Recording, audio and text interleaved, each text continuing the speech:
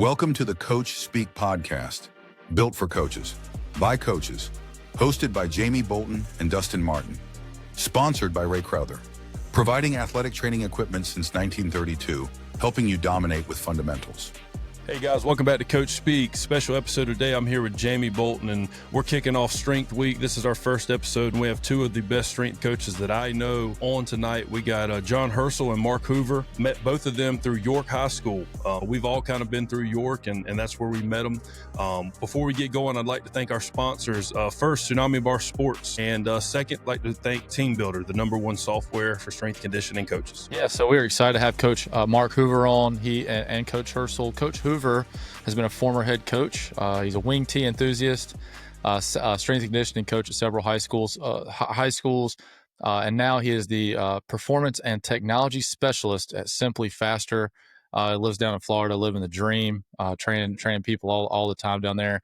Coach Hersel has had a crazy career, strength and conditioning coach at Miami, LSU, South Alabama, 5 different high schools. Now he's at Saraland City High School. And they just played for another state championship. They have one under their belt in his tenure.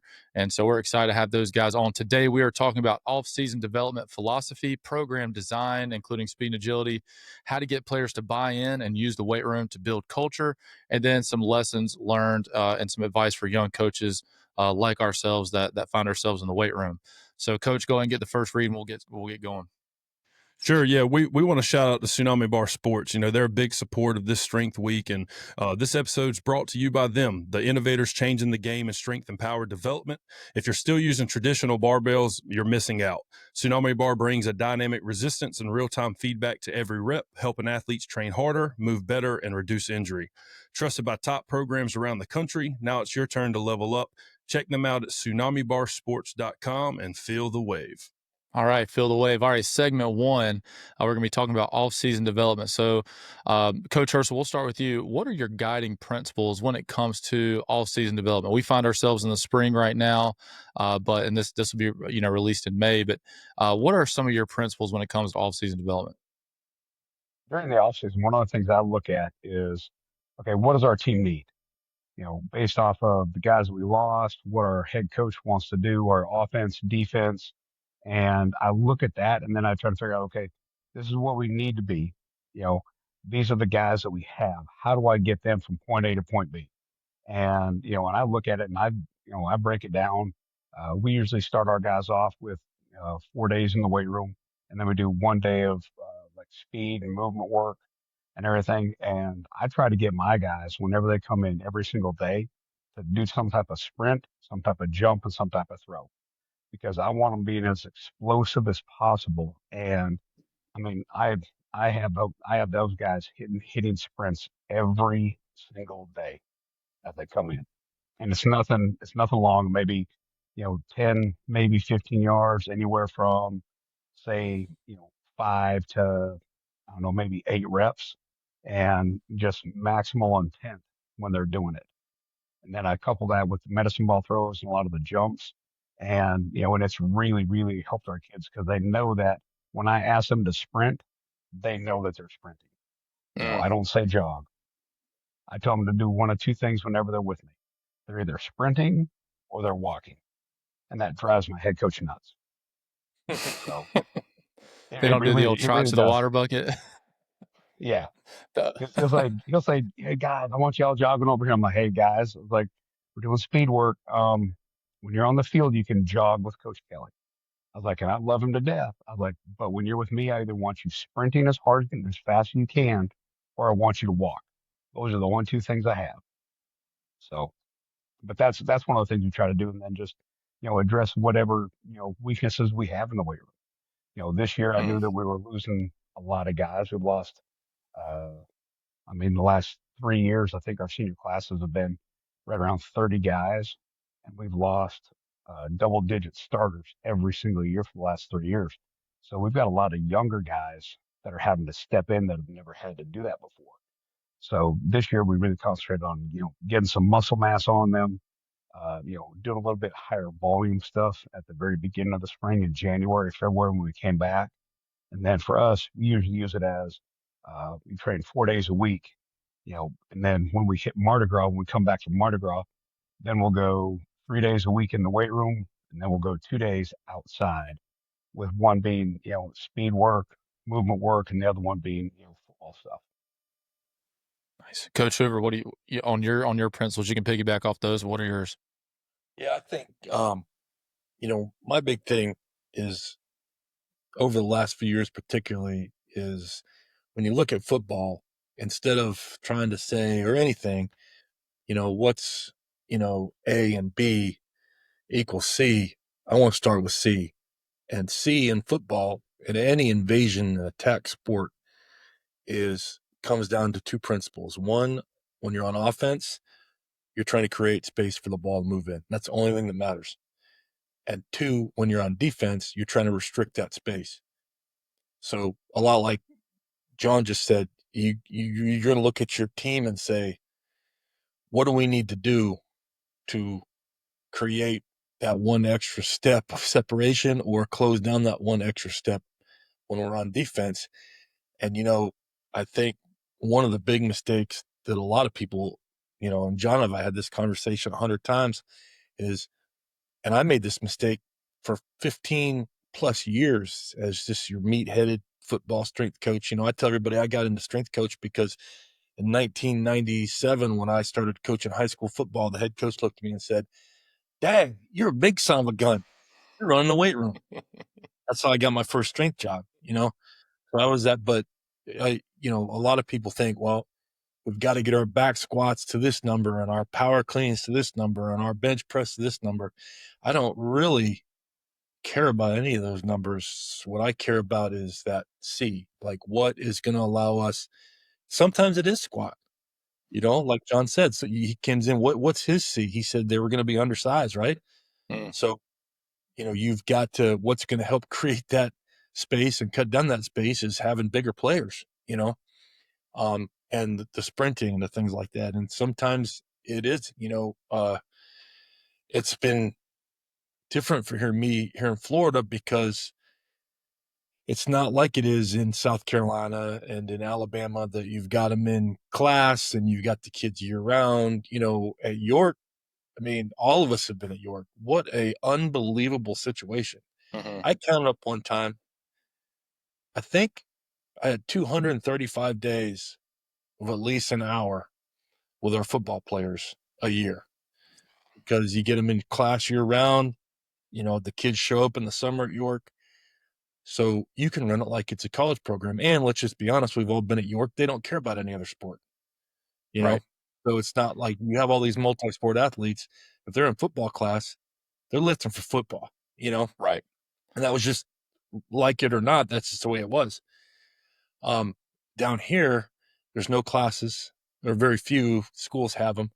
You're very dependent on after school stuff. So it changes a little bit because you can't do all you want, but it doesn't change the fact that you still have to evaluate the players and I can tell you here where I'm at Newberry, they're blessed with athletes for being a small school. The coaches aren't really all that concerned about what they're lifting. They just want them to be athletic. And there's sometimes when I've even had to say, hey, we need to spend a little bit. Like, can I get a little more time in the weight room? And that the coaches are very open to whatever I suggest. But the bottom line is it comes down to whatever that C is. It doesn't A or B. You can't start with A and B. You have to go to C and work back because you never know. And is that something that both you guys talked about working with the sport coach on that? Is that something that you try to have those conversations with to try to even help the sport coach identify what that C may be? And second to that, and Coach Hoover can kind of speak to this, does that change based on position group? Like, I'm sure it probably would. And do you design or program based on that? I'll talk about that and I'll let John answer the first part of that question. But yes, obviously it's very important to have the coach on board with what you're doing. As a strength coach that doesn't coach football, you better be able to propose ways of doing things that that makes sense to the football coach, because, that's having his support is you can't go without it. But your second part there was at York, we did a whole lot of it where we were, because we truly had linemen and, so we were doing a lot more where we had groups squatting to different depths based on their position and different times of the season. I did a lot of Cal Dietz's range plyometrics, where we would keep our receivers and our DBs in more of a pogo style plyo for longer, and our linemen were jumping and pulling themselves into a deeper, longer ground contact time position and things like that. I think in a situation like I was at York, or maybe like John is at Sutherland, where you've got the football guys exclusively in the weight room year round, you can do some stuff like that. When you're after school, like I am, you're just trying to get it done the most proficient way you can. Yeah. Coach Hersel, you talk to some of those things, if you don't mind. Yeah. So, I talked to Jeff, at the beginning of every, semester, end of the semester, beginning of the summer, going into the fall, and we just, sit here and talk about different things. We started looking at just different personnel guys, like, okay, hey, we're losing, this year we lost, or, this past season, we replaced our whole offensive line. So we had 5 new offensive line starters, and 2 of those guys never played JV. They never started on JV the year before. And, it's like, okay, well, what do we need to do to get those guys ready to go? And he goes, we got to do a lot. I'm like, yes, we do. And so we talked about that and just, kind of developed a plan. And then with our guys, I'll keep everything kind of general until the summertime. And then during the summertime is when I'll start changing some things up for as far as what they're doing in the weight room and, what they're doing, conditioning wise, speed wise. And, and I'll do some of that during the summertime. But during the year, we try to keep the kids, training, the same the whole time, just because for our guys, once I start to separate them and I have them doing different things, you can do it with college guys a lot easier just because, mentally they can handle that. But with high school kids, like our team this past summer, I tried to separate them and have the skill guys do something, skill guys, go out and do their, lift first, then do their speed work and then go onto the field. And I'd done that before. It worked great.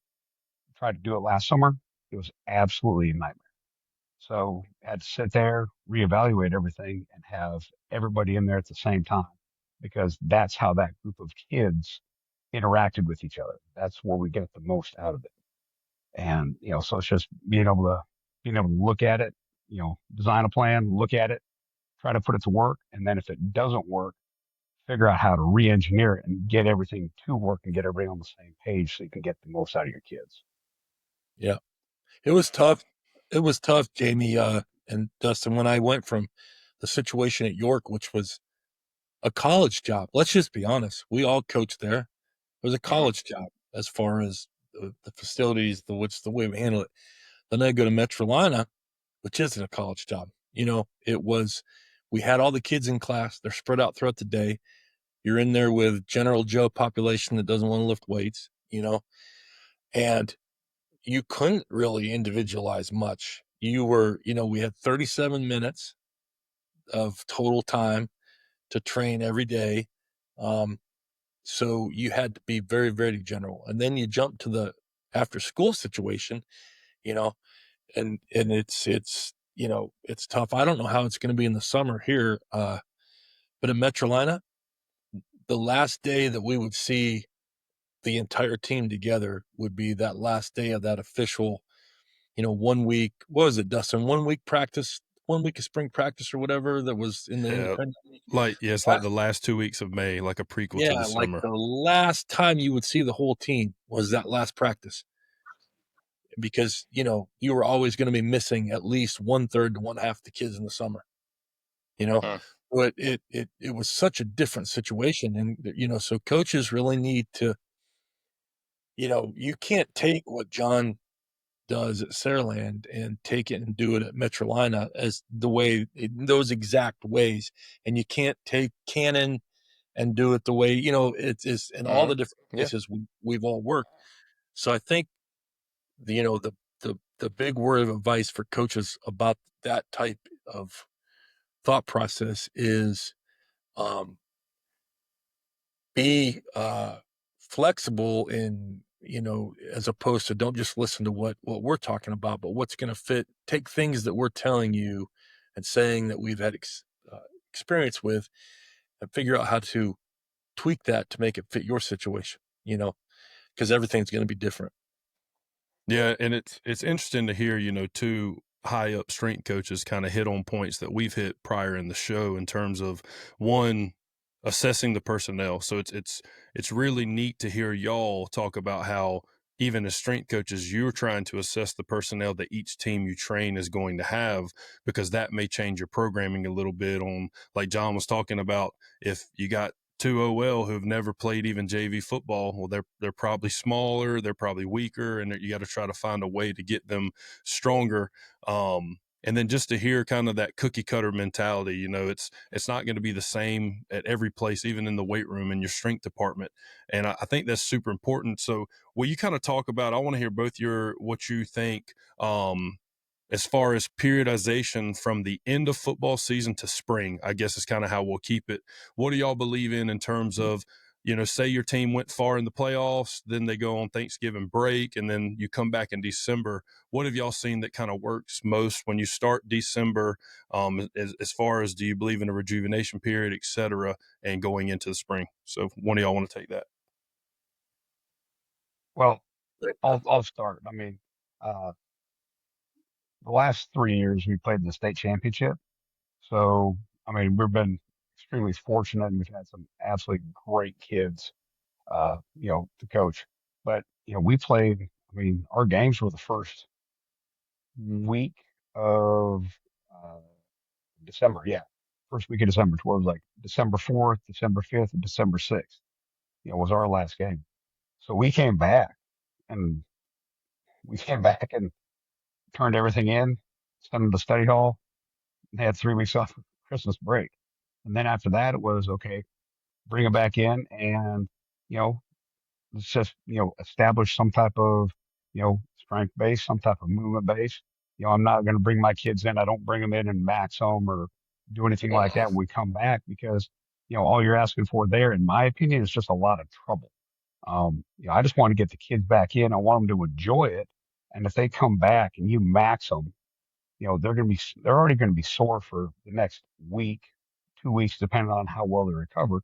So if you bring them in and max them, they're going to be sore for, the next month, 2 months. Cause then if you're making them work off of those maxes that they hit, you're going to be all over the place. And that's one of the things you see with your technique, and they never trained over the break. And it's just, you set yourself back further than you put yourself ahead. And, so we just get back. And one of the things I've done before is, do like almost like some energy system development stuff to where they're going for time, have them set up in just different groups, have them going for time, just so where I can, just build that capacity up. So that way they can start handling more and more work. And, so that's how I've usually done it. And how long does that phase last for you typically? I mean, I know it can vary, but is that 2, 3, 4 weeks, 6 weeks? Probably when I've done the energy system stuff, I've usually done it for about 4 weeks. Okay. I didn't do that this year just because with the guys that we have coming back going into this season, you know, we got a lot of guys to where I couldn't do that because we have a lot of first year starters that are going to be on the field for us in the fall, and I've got to make sure those guys needed muscle mass more than they needed to be in shape, because at Saraland, we're not like York. In Saraland, our average height for males is probably 5'10". To where if you're 6'1", you're a big guy. If you're 6'3", you're a giant.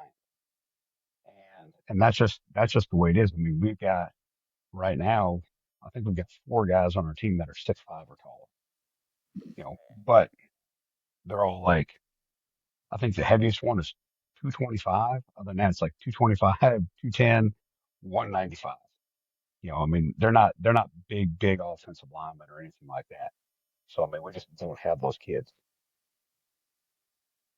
And in a scenario like that, what is your approach to like training speed with that capacity? Is that a part of that? Or are you trying to just stay a lot in the weight room, and or how do you manage that? When I do a lot of the the work capacity stuff, I'm not as focused on on doing any speed work. I'll usually start doing the speed work once I go to a more traditional set where I have say 4 days in the weight room, and one day I do be like ESD stuff, energy system stuff. I'll do that for 4 weeks, and then I'll start taking that day and start making that a dedicated speed and movement day. And that's what I did this year, just because those guys needed to have that volume in the weight room. And if I did that energy system work with them on Wednesday, they weren't going to get that speed work that they had to have. Right. So Trevor, do you have any I just experience doing some of that stuff? Yeah. So, at York, it was a little bit different because of you had them in class. So you were going to turn your equipment in, and then, you might give them, I think with both coaches that I was there with at the time, we kind of gave them a couple days to play like a basketball tournament and relax a little bit. But then we might have, like 1 to 3 weeks, depending on, when the season ended before we're getting into Christmas break. So, um, the I went through a lot of different things, but the thing that I fell into that if I had the opportunity, I would continually to do this was I went to a conference the summer before, and I heard a guy talking about the 1x20 program, and when I saw him, I was like, this is going to be stupid. Like one set of 20 for this is going to just be dumb. And then it was Tony Stewart out of Iowa, and I heard him talk, and I was like, that's actually pretty good. There's going to be some use for this. So let's file it away. So then I think that was Dean's first year when we did not make the playoffs that first year. We only had like 37 kids in the team. You were there, weren't you, Yeah, I think Jamie? I was 19. Yeah. All the kids transferred, and in between, it was just that coaching changeover. And so it's like, here it is, like November, like 7th, and we're like, all right, let's start training for next year. And you're like, all right, so what am I going to do? I said, hey, let's go 1x20. So we started to do some and taking it like back and forth, like push and pulls and different things, 1x20 stuff. And I put them on the clock. And all of a sudden, about 2 or 3 weeks in, I'm looking around the room and I'm like, these dudes are getting jacked. And I thought, okay, what's going on at this time of the year? Holiday food. Everybody's eating, right? Everybody is sitting around and not doing a whole lot. So they're not burning a lot of calories. And we're in here just smashing the volume, and they're getting. So that was kind of my approach, whether it was 1 week of it. And there was a year, I think, where we only got to do 1 or 2 weeks of it. And then it was, then like much like John, my thought is, you know, so many people think they need to condition like in August, like we're gonna get in shape. It's August. We've played 73 7-on-7 games this summer, but let's get in shape on first, right? So, you know, We have 80,000 sprint yards. yeah, I know. We're out of shape. Yeah. We just need to after that first game, we just need to get in a little bit better shape. We'll be okay. Okay. But anyway, my thought is, when do they really need to be in a little bit? Like John said, energy system development. You just came off of, up to like some Christmas breaks were 20 days? Mm. And a lot of them don't do anything. So now we're getting them back in there and, hey, let's max them day one, right? Like John said, like not a chance. Like that's ridiculous. Like those numbers are going to be fake, you know? And, cause you're going to have some kids that lifted the whole break and some kids that didn't move. So now let's get into, um, some energy system development there. So you spend a few weeks there getting him in shape to be able to function in the weight room, and be able to function in your speed program. So that's my thought process on those first, coming out of coming right out and going to, through the breaks and into January, that's kind of, it's time to introduce them to, you know, if you're an Olympic lift guy, now that's the time to, I'm not big. I'm an Olympic lifting guy, but I've moved further and further away from it because of the time. At York, like you said, we could spend all January. We could spend 15 minutes a day working on hang cleans, right? Power cleans, because we just had so much time. That's the time to work on that stuff. That's the time to set your techniques and your things like that and get them in shape. And then, like John said, that next phase, toward the end of January, is where kind of your real off season starts. Yeah. So I think it's a good time to kind of ask, because I'm super curious about this. All right. So VBT, velocity based training. When do y'all feel this is a good point to include this? Do you have it year round? Is there maybe a baseline strength you want players to achieve before VBT becomes useful? Like if you have a kid who's super weak, is VBT still useful? Those are some kind of things like I'd love to learn and hear about with VBT. John, can I take that? And then John's a VBT guy too, so we'll both answer. But so here's my thought, Dustin, is VBT is just a tool in the toolbox. It's just a tool in the toolbox. So, and it's an auto-regulatory tool more than anything. It's not an advanced tool. Really what you want to use VBT for is just to auto-regulate load. So if you've got young kids that you're maybe doing the 1x20 program with, or you're doing a block 0 program with, where you're still doing push-ups and pull-ups, well, there's no need for VBT right there. But if you're going to use a percentage-based loading program, then VBT is the way to go with it, because I'm doing a little VBT seminar thing with Cody Hughes right now, and one of my things is intensity, percentages versus VBT. And, I found a study, I think the guy's name was Banyard, where they found that a 1 rep max can fluctuate 17% day to day. 17% day to day. So 1 week you could say, hey, we're going to 80. And the kid, it's 90 for him, so he can't get the reps. And the next week you want to be at 80 and it's at 60, 8% or something. So you're not getting what you think you're getting out of that, right? And there's other ways to you can use APRE and all these things, but VBT is like having, like when I drove over to John's school from here, I could have said, hey, John, I'm going to write you tell me how to get there. And he'd say, all right, so you're going to take this route to this road. And then you're going to, when you see the gas station, you're going to turn right. And I'm going to get there, right? If I got a map and I'm like using a pen to mark, I'm going to eventually get to John's place. But the better way to do it would be to what? Put in my GPS and just say, Saraland High School, go. And it's going to be able to say, there is a slowdown ahead, get off here. And, that's VBT. You can use those percentages. I mean, and they work. I mean, you're going to get there. It's, it's a landmark, paper map way of doing it, but it's a tried and true.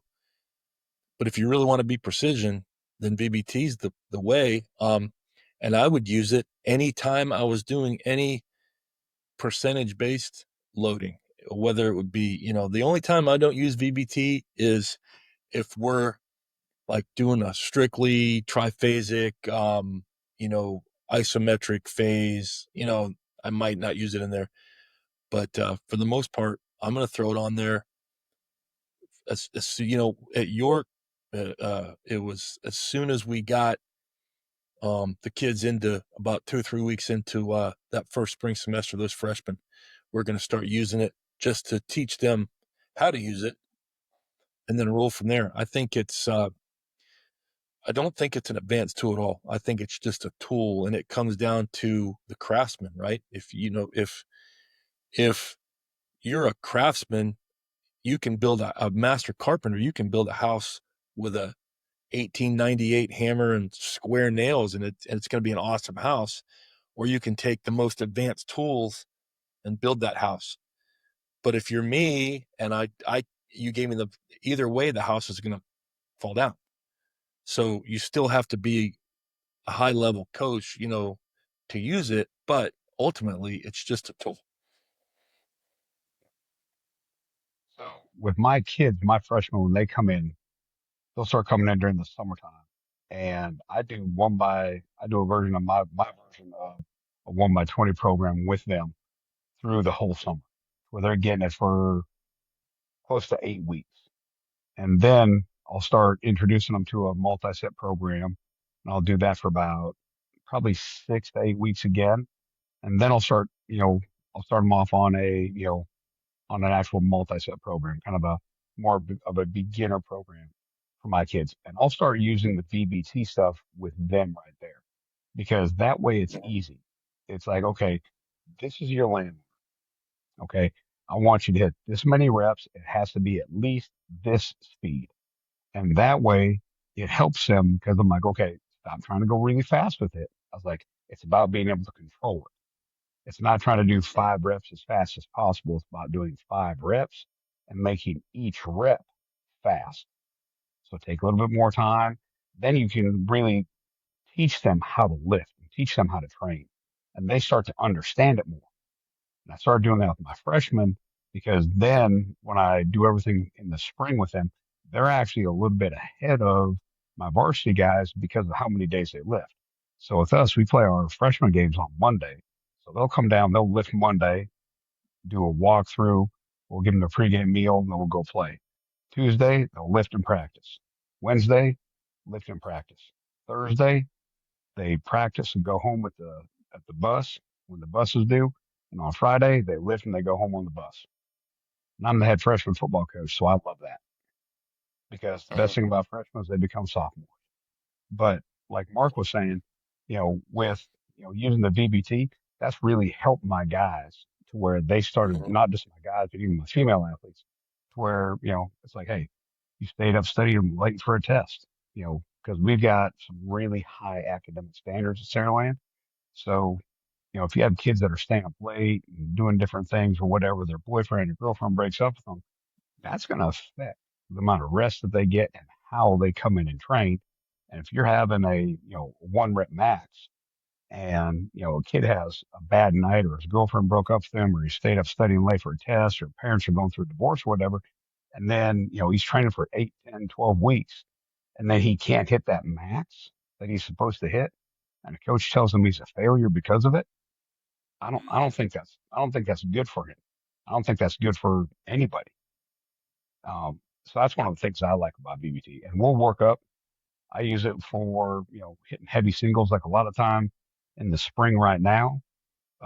We've been doing essentially like a 5-3-1 type of program, just because I want my guys to be able to hit some heavy, fives, threes, 1+s, and that way, when it does come up time for us to hit some heavy singles, they've done it before. They're familiar with it, where they can max out, and I can let them. And they don't miss, Yeah, right, John? They don't miss because correct. a misrep failure isn't what we're shooting for. I mean, you'll agree with that, John. We're not a failed rep is a failure 100%. for an athlete. We're not bodybuilders, right? So Correct. using It's like VBT, Johnny Thompson says, you should never miss a rep in training. You should not miss reps, not in training. Never miss it. wasted, And that's one of the things that and VBT VBT helps will with. tell you when you're getting there. You know, Yep.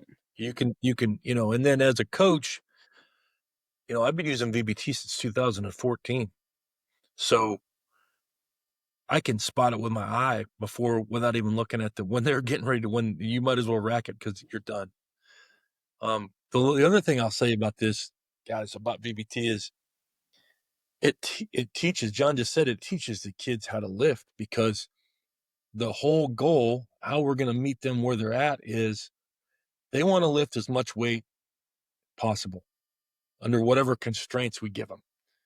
Well, they will find out really quickly, if you move the bar with good technique and as fast as possible, you're going to be able to add more weight to get into those constraints.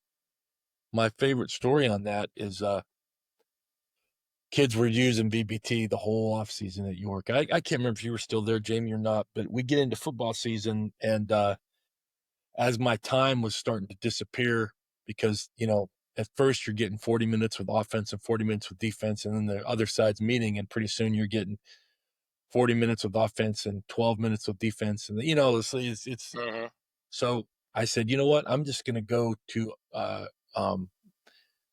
timed lift where I'm going to blow the whistle. You remember that, Jamie, when Oh, we yeah. do that? Blow the whistle and say I did that because just the time of setting up the BBT. So the first time I did that, I said, all right, guys, we're going to do 2 warm-up sets. And I looked around, and the dudes were just flying with their warm-up sets, just blah, blah, blah, blah, blah, blah. And I said, BBT did that. That's Pavlov dog right there, because they knew in the past, the faster they moved the warm-up set, the more weight they were going to be able to start their first work set with. And They're prepping. They're over prepping those better. months had taught them to be explosive. And, and the other thing, Dustin, I think you'll like this, that really helps BBT is it's really hard to convince a high school male, let's do a set at 70% of your max for 3 reps. Well, that's dumb, coach. I can do 50 more pounds for 3. But listen, knucklehead, I don't care. We're trying to get something done. Well, coach, it don't make any sense. I can do 12 reps at this. And you're always yelling at guys like, is that, BBT goes back to what John was talking about, teaching the freshmen. BBT teaches them the goals of different things. So now you can say, instead of saying 70%, you say, guys, we're shooting for 0.8 meters per second. And we want 3 reps at that. And that idea in their mind of it's not heavy enough is gone, because they don't think about 70% of my 300-pound bench max anymore. They think about 0.8. How much weight can I get for 0.8? Right. You know, And that makes a lot of sense. And that's really talking to like maybe changing the culture in the weight room. And that's something that you battle constantly with. We want to be on the board, quote unquote, with like the big lifts and all that. And before we get to that segment, I'm talking about some culture buy-in. Dustin, do you want to talk to our guys a little bit about our sponsor, our second sponsor for Yeah. today? So, all that stuff about VBT is great. And it's glad I'm glad to get both of your input on that. And one thing I thought was it was just an immediate feedback on if your load's too light or too heavy, like just the immediate feedback to change it. And our sponsor Team Builder does a really great job in helping kids understand this. We all know that strength conditioning programs are the difference between a good season and a great season. And the way that Team Builder can have percentage lifts, but also your VBT and your meters per second that you're trying to reach. It helps coaches design and manage those training programs that deliver real results and build stronger, faster, more prepared athletes. So if you're serious about building a championship culture, click the link in our show notes for a free 30-day trial with Team Builder and start optimizing your program today using the promo code CoachSpeak. Yeah, so this gets us into our second segment and talking a lot about player buy-in and culture. I know I run our weight room at my current school, and a lot of times, we're talking about, and when I got there, we had this big board, the history of, Kings Mountain lifters in every position. They got all the numbers of the highest number lifters. So when the kids go in there, they're seeing like, man, I gotta bench 315, and I gotta, power clean, 300 pounds or whatever it may be. And those are, that's kind of what drove the culture previous to me. Have you guys run into that? And then if so, how do you create the buy-in or the culture shift to try to, get that seed that you talked about in mind, that end goal in mind to change in the players' minds? I came to a realization at one of the first high schools that I was at, because I was big about, okay, we're going to clean, we're going to bench, we're going to squat, and we're just going to be really, really strong. And we're going to win football games because we're really strong. Well, if you look at the numbers of one of the strongest, most athletic teams based off of those numbers and even what I had for as far as their speed work and their movement work, okay, they should have been absolutely amazing. They went 0-10. It didn't really matter, and that's one of those things where that's where I came to that realization. And when I first got to Saraland, it was okay, we're going to do this lift, this lift, this lift, this lift on these days. And it was just like Groundhog Day. And I was like, oh Lord, I got to figure out a way to change this. And I came in and, started doing a bunch of just, some, I guess, Caldite stuff and some triphasic stuff. So we're doing like dead stop RDLs, eccentric lowerings, isometrics. And Jeff was freaking out. Didn't do a single back squat. Didn't do any power cleans. We were doing some hang cleans and we were still on a period schedule. So I was trying to fit a lot of stuff in a really short amount of time. And then, we tested 8 weeks later and he was like, how did we get so much stronger? I was like, because we just did a lot of the real simple stuff. We did it real well. We didn't have to lift heavy weights. And, and then after that, he was like, okay, you just kind of do your thing. And then I hate to say this, but he's gotten further and further away from the weight room. But the big thing that changed with Jeff was honestly during COVID, because we came back. We started June 2nd of 2020, team training, and he kept on talking to people. He's like, we got to make up for lost time. We got to make up for lost time. And I'm like, no, we don't. What's gone is gone. Everybody is starting from the same place. I was like, what are all the head coaches you're talking to right now talking about? He goes, they're talking about making up for lost time and how they got to get their guys in shape. I'm like, please trust me on this. If it doesn't work, you can fire me. I was like, matter of fact, you won't have to fire me. I will resign. I was like, let's focus on getting our guys back into the weight room. I was like, they haven't seen each other. They've been isolated. Let's get them back in. Let's get them training and let's get them really, really fast. Let's focus on speed and do that.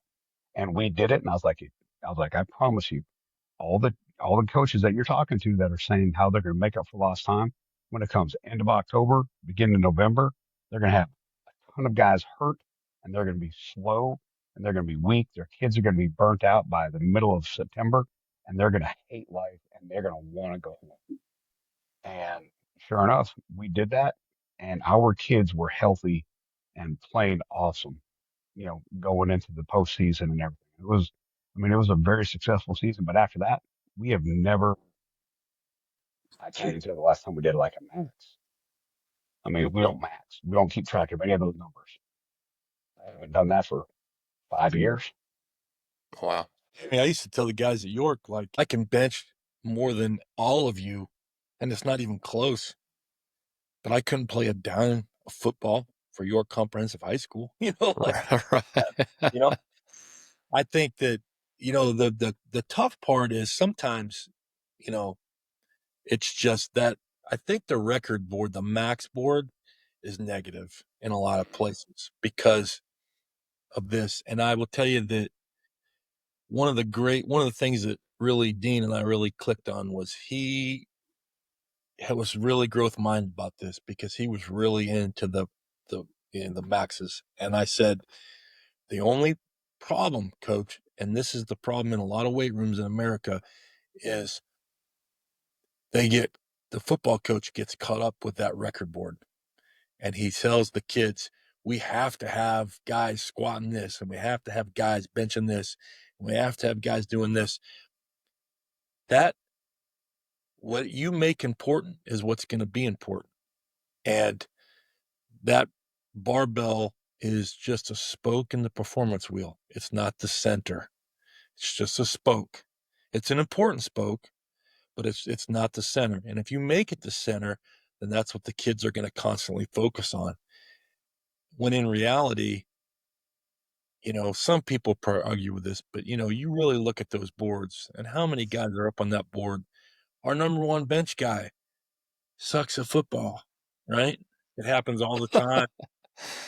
There's not like, I played small college football and I finally got to the point where I can admit I was not very good at football in college.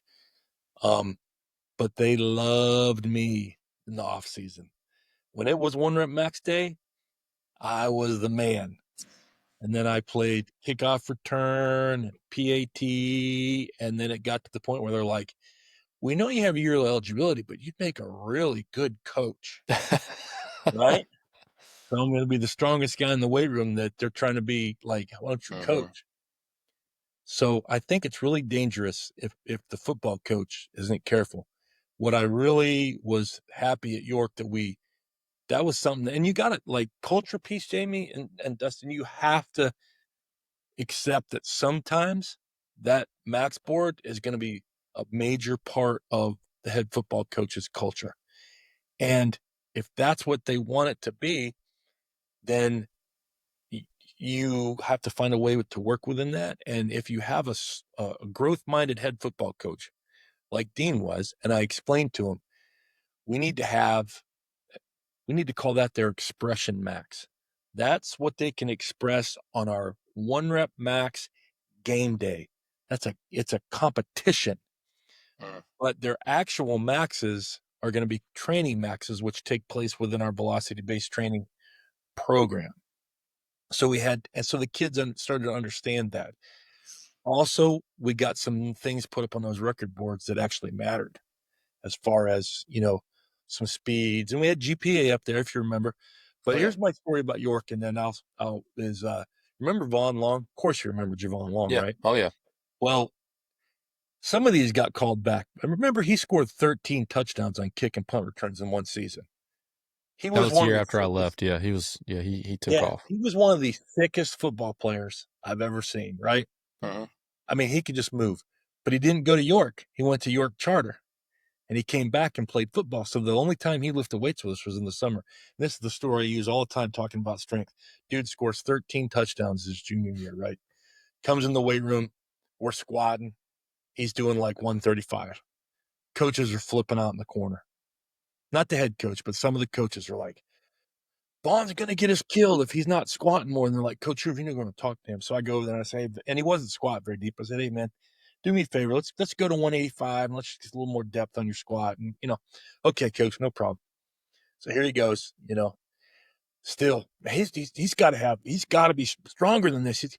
And in my mind, I was like, stronger so that he might score 15 touchdowns on kicks and punt returns next year. Is that going to be the difference between, if we get into 225 for 3 reps, is he going to go from 13 touchdowns to 18?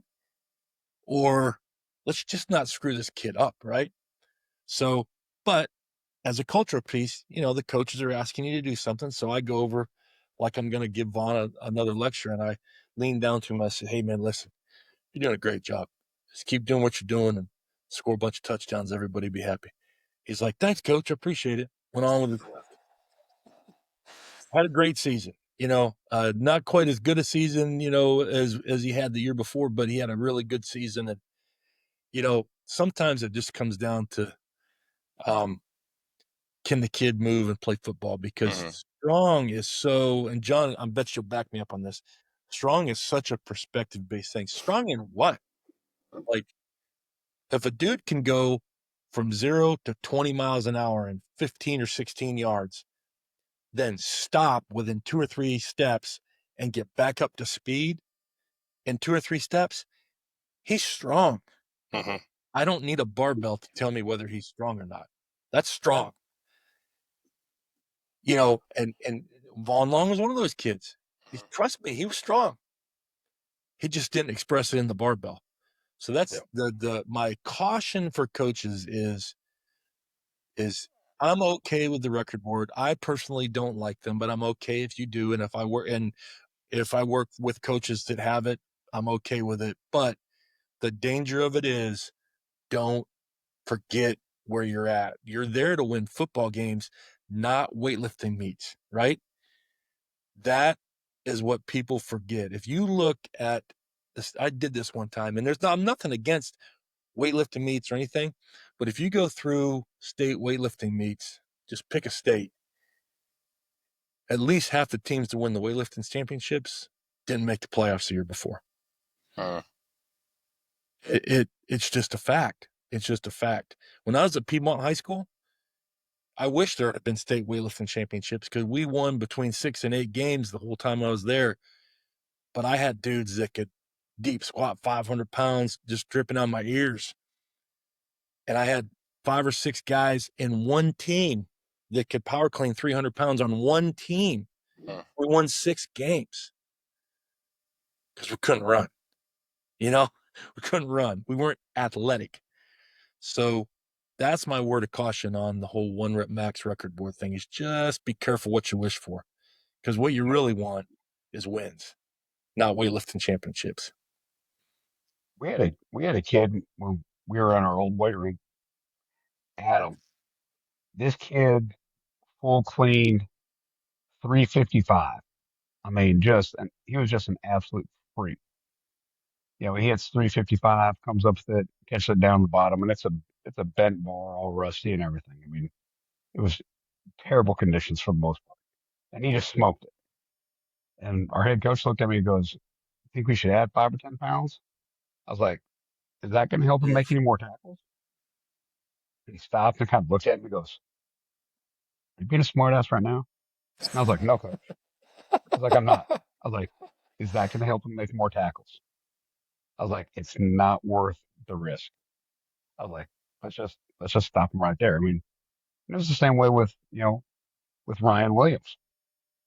I didn't give a crap what he bench pressed. Didn't care. Still don't know. Don't care. But the thing is that I know one thing, that dude can fly. Yeah. And I Play mean, football. and like with Ryan, I mean, I was doing, unlike Mark, I've used some of my BBT stuff. I'm doing some of my isometrics and eccentrics and everything. And I had Ryan, I was doing that with him, and he was doing like 5 second, lowerings or holds and everything. And, on his split squats, and they were banded with a mini band, and he was hitting over 1 meter per second at like 205. So Wow. that guy's pretty fast. I mean, and he's a legit probably 23, almost 24 mile an hour guy. So he had it where it mattered. Yeah. Now if he was an offensive lineman, yeah, you want to get that bench press. Hey, I'll tell you this, and you said we were going to have a guest pop in here. We're going to talk about a story that we've all heard from Coach Carroll about Clowney, right? Never wanting to come in the weight room. How many times we hear that story? But it's a true story. And he nails it. They were fussing at him about being in the weight room. Jadeveon Clowney, all world. They're clean maxing, and he says, "Hey, I need you to come in." Remember the story? Oh yeah. Jamie, I'm sure you've heard it. Oh I need you yeah. to come in. The guys are maxing. You got to show your face and come in here.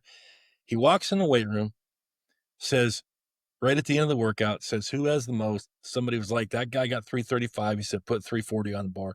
He walks over there, cleans it, looks at coach and says, "We good?" And then And it was drops like the a bar and reverse walks curl. away. It was like a reverse curl, like Yeah. probably not even like a real clean. 340. We good? Like, Like, yeah, go sack somebody. Like, yeah, like just go go. knock a helmet off the Michigan guy. Yeah, like, so, it's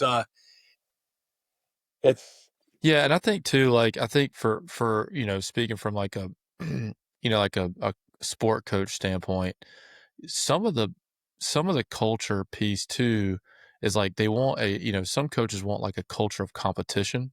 And Mhm. like how do you balance that with like we don't want to necessarily push guys to like, okay, what's the difference in cleaning like 295 and 300 and like trying to push guys like that to compete? How do you foster competition like within the weight room if that's what the coach wants as part of like the culture?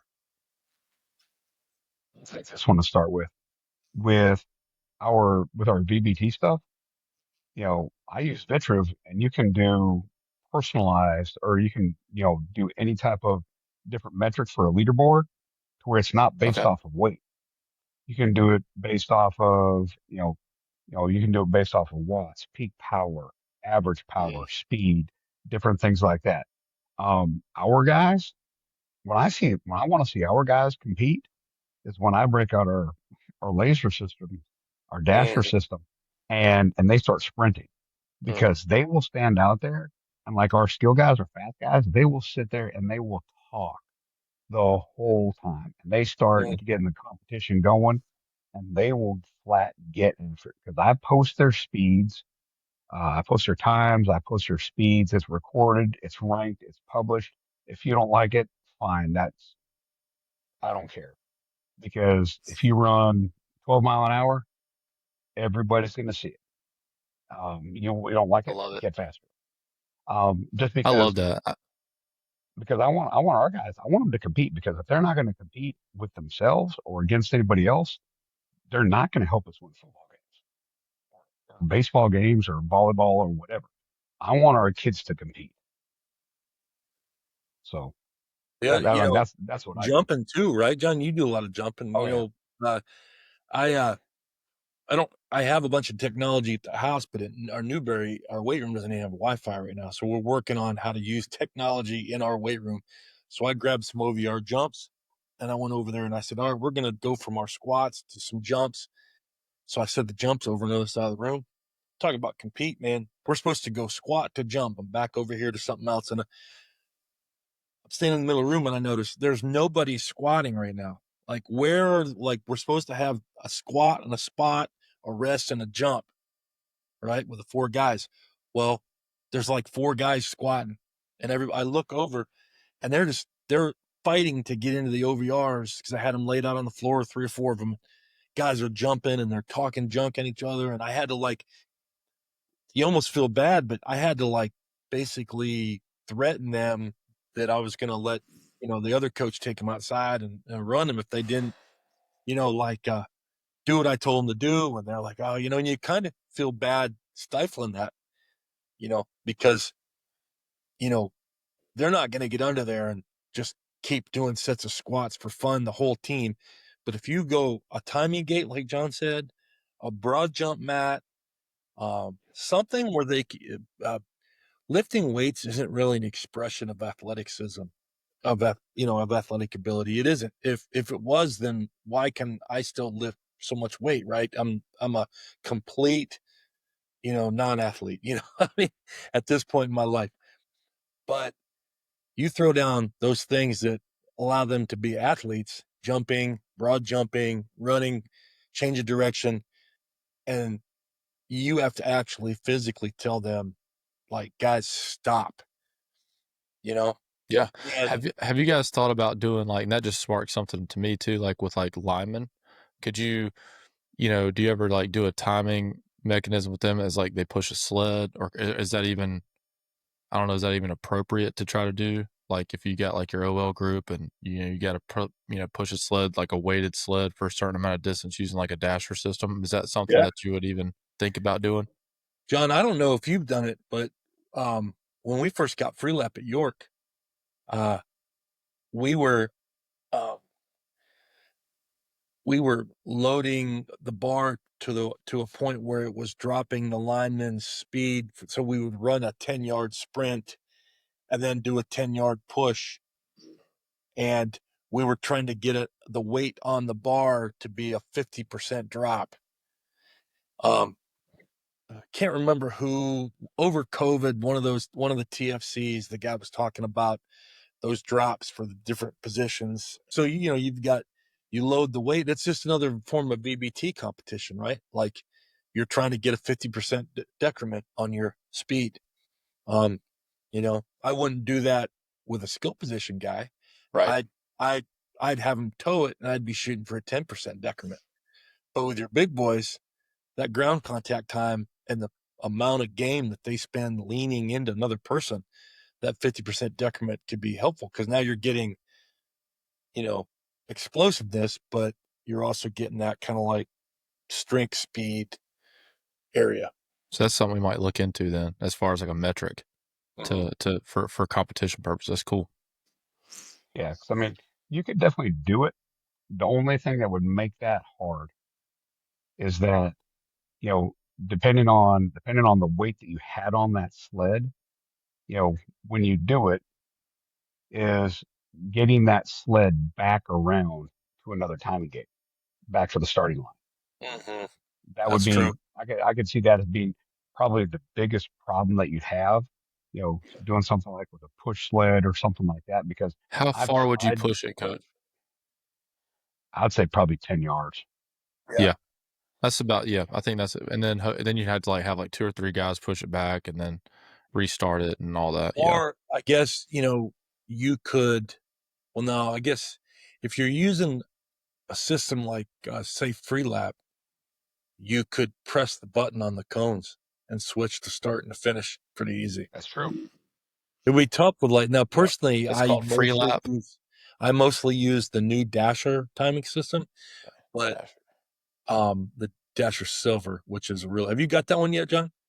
The Silver? I don't. Not a commercial. I've Not a talked, commercial here. Yeah. I've talked to him.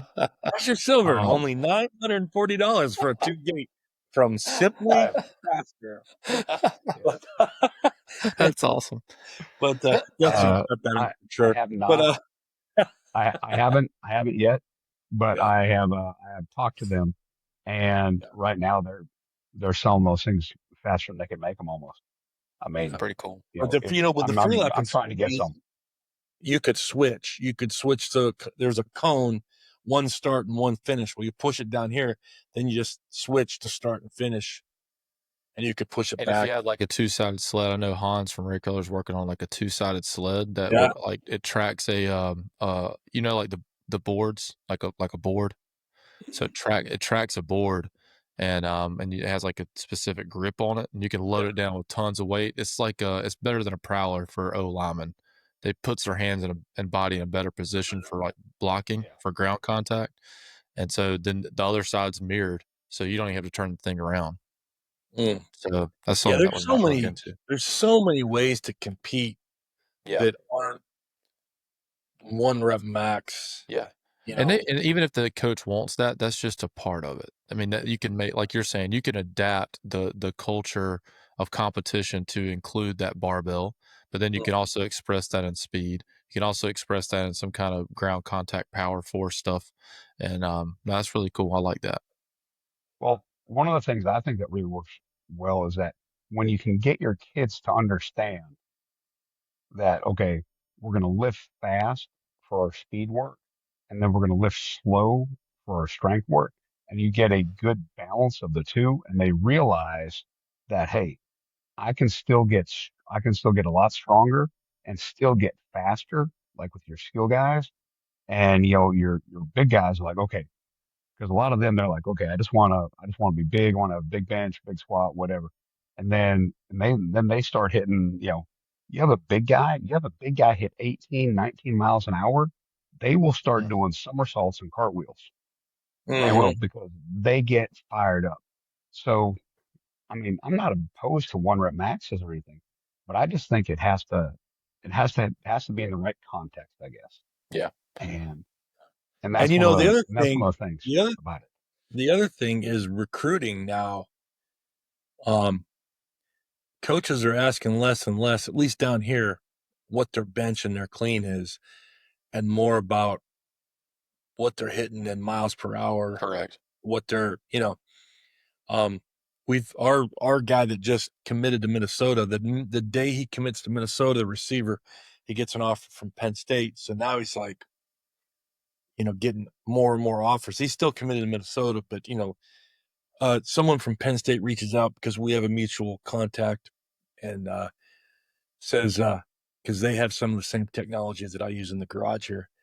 They're asking about his shred mill speed and about his 1080 miles per hour and what his GPS miles per hour are. They never asked me anything about what he benched or squatted. They wanted to know, what his, you got him in GPS, coach. What's his top speed when he's sprinting? They want to know about his track, what his 100-meter, was. So I think as the younger coaches are coming into the space from college strength conditioning is changing too. Anybody that, played at Auburn when Cam Josh was there, they're not going to probably be too worried about what guys are benching. They're going to want to know what their Right.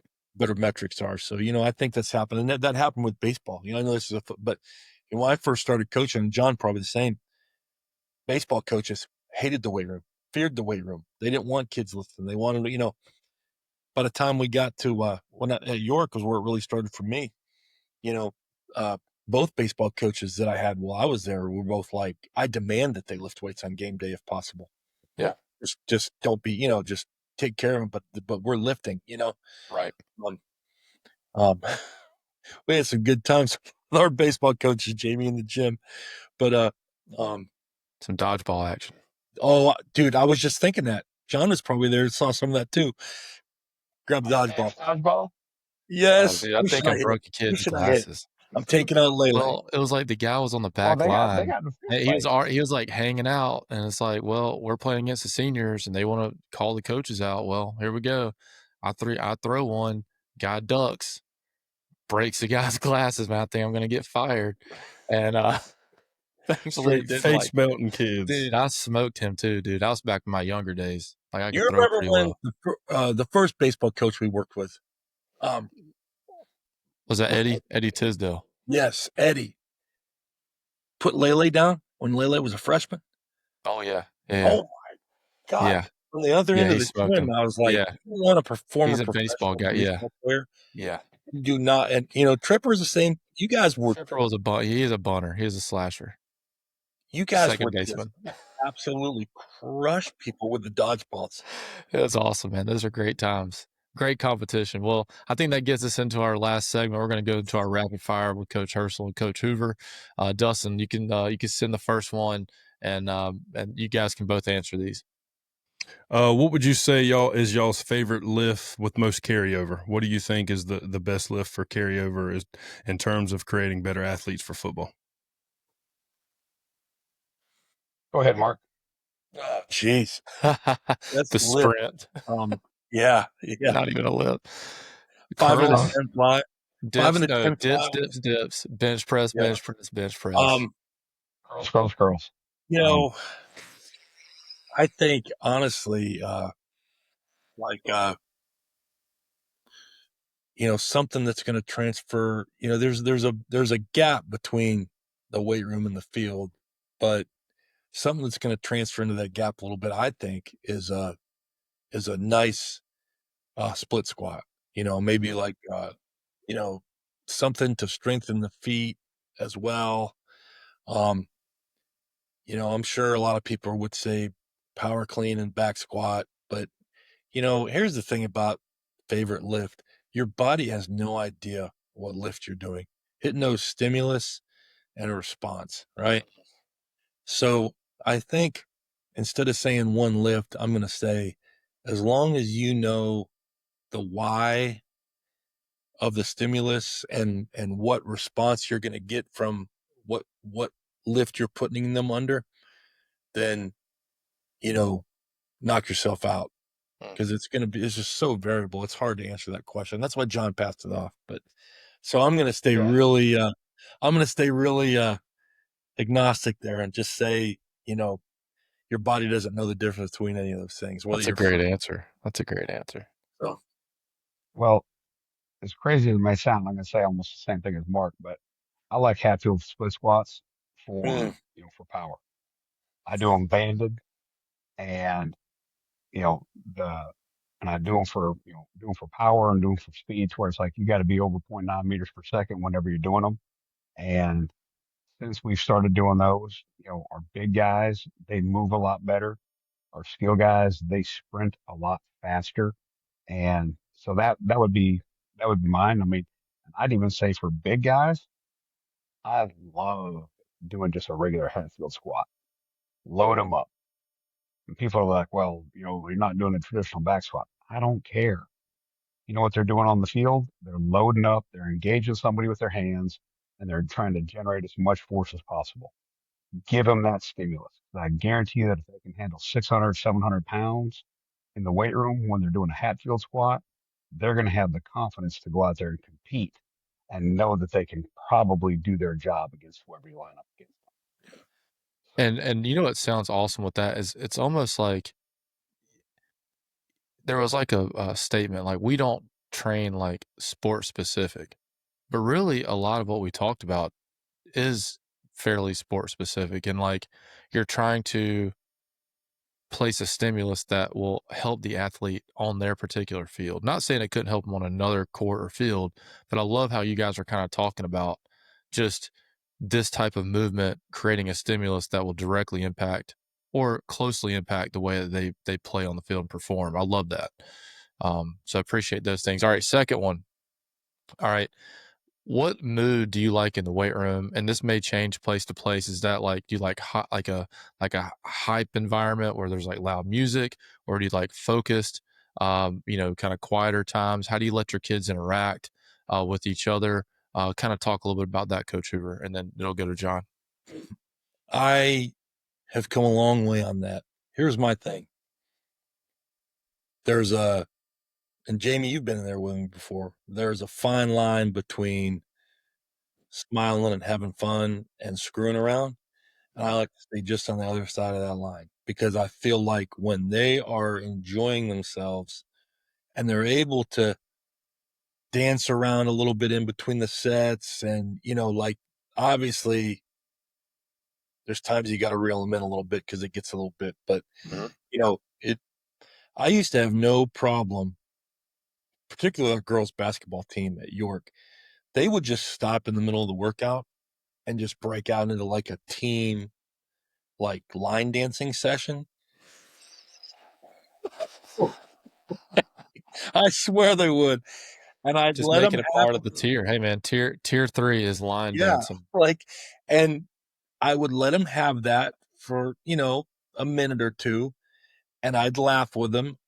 And then I'd say, all right, ladies, back to work. And they'd go right back to work. And you know what happened after that? Great stuff. Always. The guys didn't necessarily, you know, do that. But, you know, let them have fun. Let them talk a little junk to each other. I don't care if the music's loud, as long as I can coach. As long as they, you know, when I blow that whistle twice, they put their eyes on me and they shut their mouth. That's really what I care about. Yeah. How about you, Coach Hersel? I'm kind of the same way, but I like to have some live music going. And I play, I play a lot of the stuff the kids like and that I hate, you know. Um, every now and then we'll have a music appreciation day where I'll put on like Tupac radio or something like that and actually listen to some actual good music. And the kids will be like, Coach, what do you know about Tupac? I was like, listen, son, Tupac was dead 10 years I before you were thought you'd be born. playing like Alice in Chains and like here. Well, No, hey, no, Jamie, what's that band you used to like make fun of me? they don't like Rage in the Machine. like Creed, like you like your Creed playlist and like No.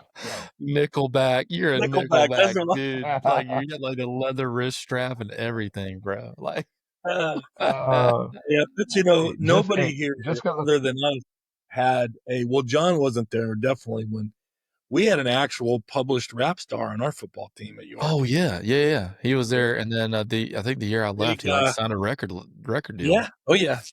What's his name? Big something. Big Uh, Stunt. Big yeah, and I think I gave him a nickname, and I think he stuck with it. I'm claiming that. Big Stunt. I think so. There Yeah. you go. So what would you say to your players the best post-workout meal is after, like, they lift, they get out of school? What would you suggest to them to go eat? As long as they eat, right? I mean, and it's real food. That's the one of the things I did that I got from Critical Reload that I did at York. We didn't have Critical Reload, but I took the ideas. We had it at Metrolina and it worked out really good.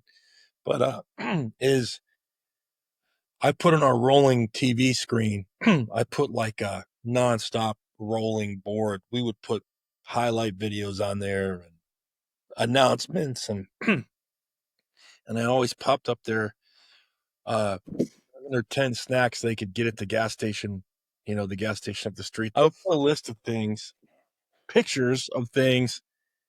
If you don't have anything else to eat, you can stop at the Circle K and here are 7 things that are good. You know, Fairlife chocolate milk. Get, you know, like here's some good decisions.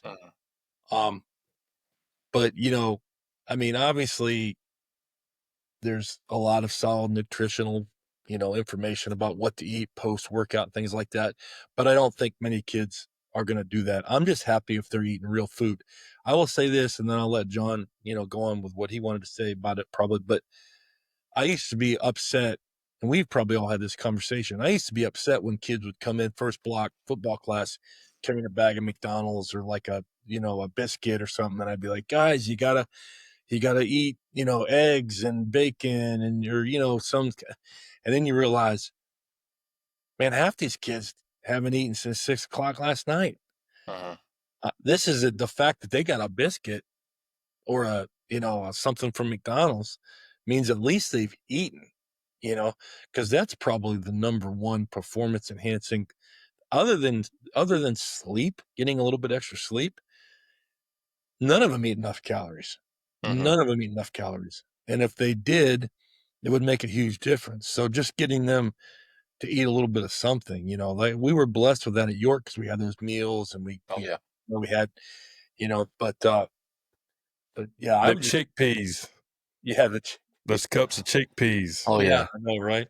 Or Yeah, fantastic. man, I'll take all of them if y'all don't want them, Barry man. Muffin Day.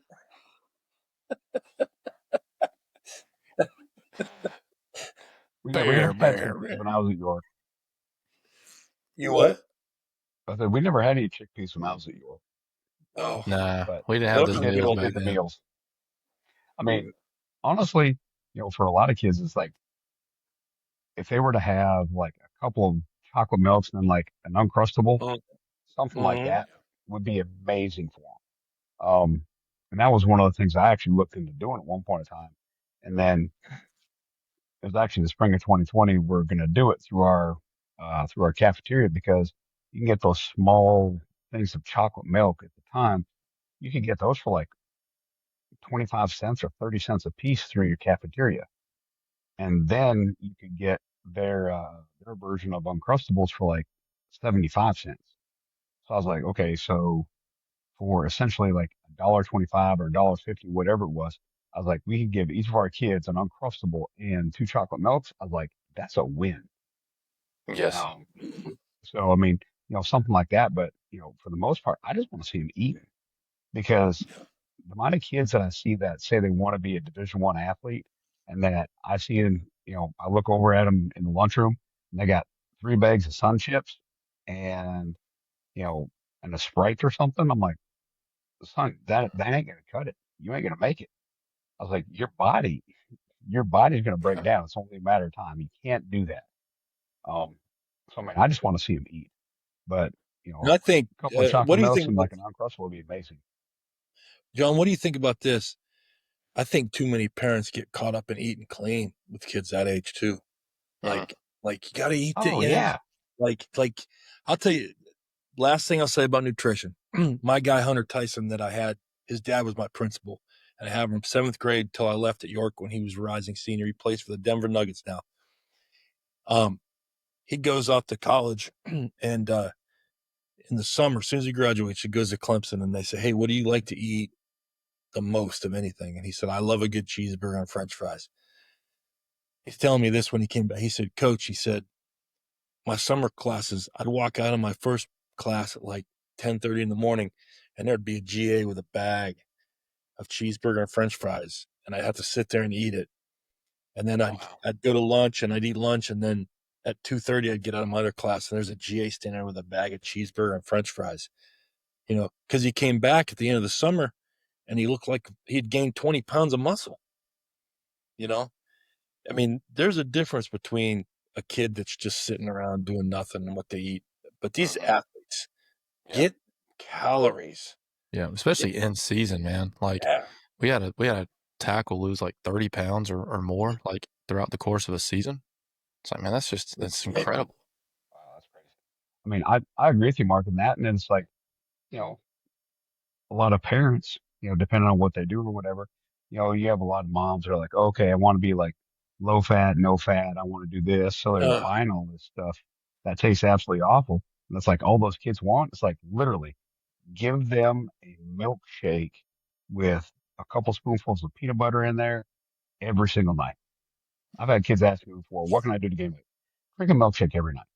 They're like, are you serious? I'm like, yes. Have a heart attack. It'll work. Eat some ice cream. They're like, coach, that's high in fat. It's not good for you. I was like, you're trying to gain weight. You need calories. Who cares?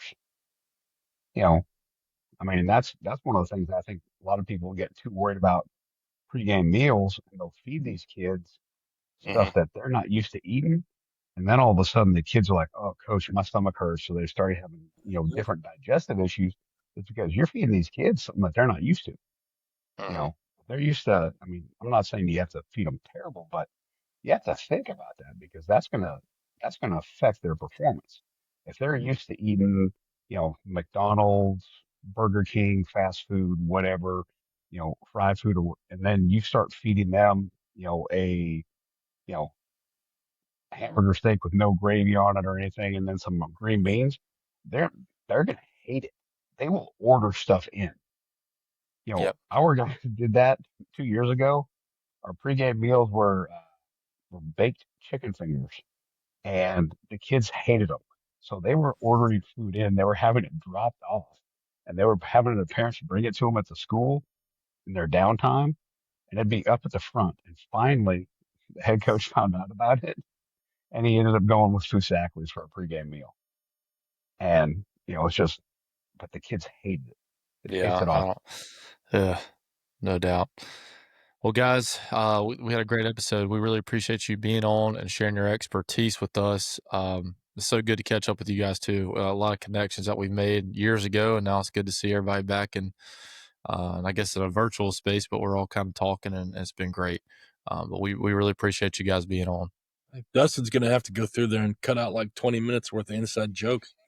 Nah, man, Nah, that's what's man. gonna be good. Hey, man, Like, what maybe are they we'll. blueberry muffins? What are they talking about blueberry muffins for? Had to be Yep. York, man. Blueberry It had to muffins. be a York, man. Had to be, Yep. had to be. Otis No, Spunkmeyer blueberry muffins. Yeah, man, that's I you know it. still, I think I still have a bruise on my arm from 2014 when we scored in the state championship and Hersel hit me when he got excited. Boy, that thing hurt so bad because, we were at Limestone. We weren't even coaching at that point, but, obviously we would come to the games on Rest Fridays in and peace.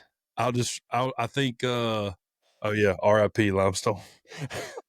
I Hey, think, man, is your degree gonna be good or not? hey Like, man, what are I y'all gonna transferred, I transferred, I transferred. those credits? Oh Um, gosh. but I remember, I think Deshaw St. took John's off. University. I think Deshaw took off and scored, and I was looking to the right and I looked left. Coach Hersel just socked me in the arm, jacked up. But nah, man, it Good was some times, great man. times. Great times. Good times. Great talking Well, to you guys, we guys. appreciate you. We Yeah. appreciate you, and we'll make sure to include all your handles in the show notes so everybody can find you, follow you, because y'all spread a lot of great knowledge and are two of the most esteemed strength coaches I know by far. Guys, don't forget we got 2 promo links in the show notes for Pro Quick Draw and Team Builder, and also make sure you check out Tsunami Bar Sports. And yep, we'll see y'all next time. See you guys. Yeah. Bye-bye. Thanks for tuning into the Coach Speak podcast. If you're interested in being a guest speaker on the show, we'd love to hear from you. Email us at coachspeakpodcast1@gmail.com. And if you have a question for our Q&A segment, don't forget to submit it through the form in the episode description. We appreciate your support, and we look forward to seeing you in the next episode.